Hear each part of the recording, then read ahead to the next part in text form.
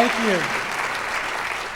Thank you so much. This is a true treat for me to be with you here at TEDxNashville, and obviously accompanying me, the lovely Becca Bradley on cello.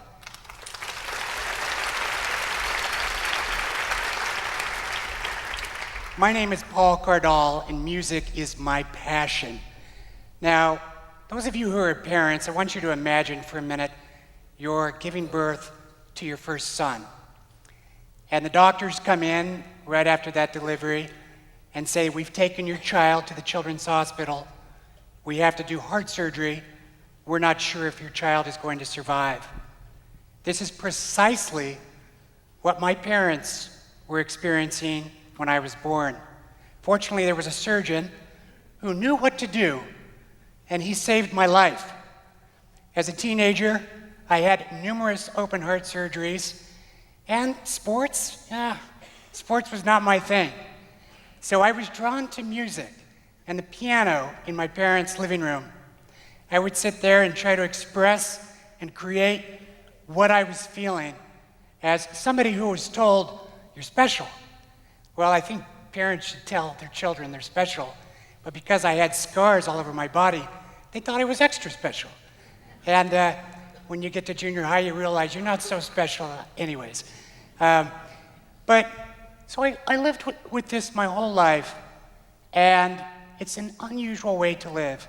Now imagine you have this chronic illness, and they tell you at some point you're going to need a heart transplant. And you start to get sicker and sicker to the point where you can't go anywhere. They give you oxygen to wear all the time. You have to cancel work. You can't do much. You're in an overstuffed chair. And at age 36, you're watching The Price is Right, and all the commercials seem to apply to you. Now imagine you're in a doctor's office and they tell you you only have a year to live.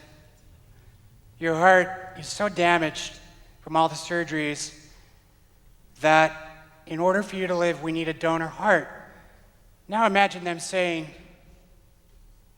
"Well, because your blood type is O positive, it's going to be a little difficult to find a heart for you." Well, how long is it going to take?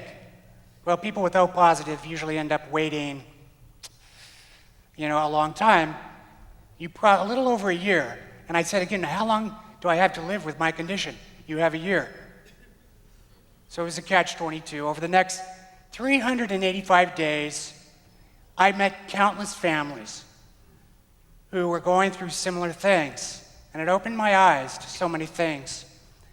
And I was living in a children's hospital because my problem was a congenital defect, and at this stage, only congenital heart surgeons knew what to do with me.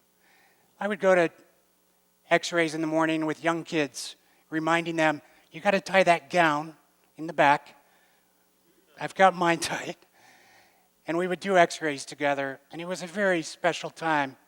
There was a piano, and in that hospital, in that time of my life, I wrote some music that would later be put on this album called New Life.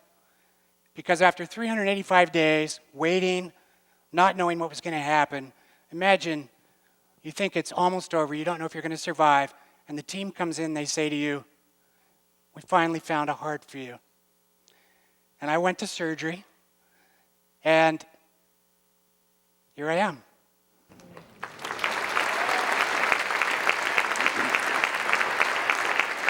So I just want to leave you with a song called Gracie's Theme. When I was writing this song in the hospital, I had no idea that it would be heard over 50 million times just on Pandora alone. Gracie's Theme is a tribute to all the families who go through similar things. This is Gracie's Theme.